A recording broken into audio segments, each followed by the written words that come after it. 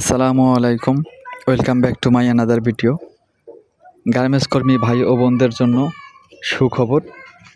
Garments কর্মী ভাই ও বোনদের জন্য সুখবরটা হচ্ছে কিন্তু বোনাসের সুখবর, অর্থাৎ কী হারে বোনাস দেওয়া হবে এবং কবে বোনাস দেওয়া হবে এই বিষয় নিয়ে কিন্তু আজকের এই মূল্যতে এই ভিডিওটা।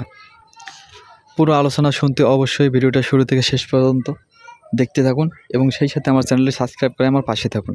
তাহলে চলুন বেশ কথা না বেরিয়ে শুরু করি।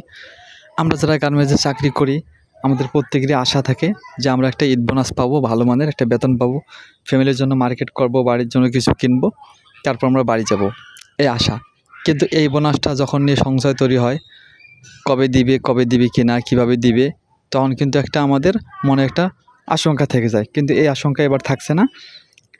বর্তমান যে অন্তর্বর্তীকালীন সরকার, তারা যে শ্রম উপদেষ্টার একজন সচিব তিনি বলে দিয়েছেন যে এবারে বিশেষ করে এবারে এই 25 সালে এবারে এই যে মার্চে যে রোজা শুরু হয়েছে, এই ঈদুল ফিতরের ঈদের যে বোনাস, এই বোনাসটা 20 রমজানের আগে পরিশোধ করতে হবে।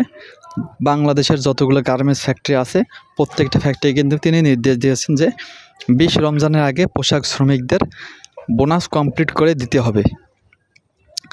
কারণ তাদের কেনাকাটা কিছু মার্কেটিং আছে, ব্যাপার স্যাপার আছে, এর জন্য কিন্তু তিনি 20 রোজার মধ্যে 20 রোজার মধ্যে এই বোনাসটাও কমপ্লিট করে দিতে বলেছেন। এবং সেই সাথে এবার কিন্তু বোনাসটা একটু বেশি পাবা পোশাক শ্রমিকরা, কেননা কিছুদিন আগে কিন্তু 9% ইনক্রিমেন্ট বাড়ছে। 9% ইনক্রিমেন্ট বাড়ার পর তাদের যে বেসিক এখন মূল যে স্যালারি, সেই মূল বেতন যত, সেই মূল বেতন অনুযায়ী কিন্তু ঈদ বোনাসটা পাবে।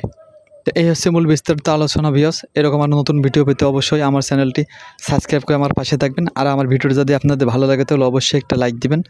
আজকে এ পর্যন্তই, দেখা হবে নতুন কোনো ভিডিওতে। আল্লাহ হাফেজ।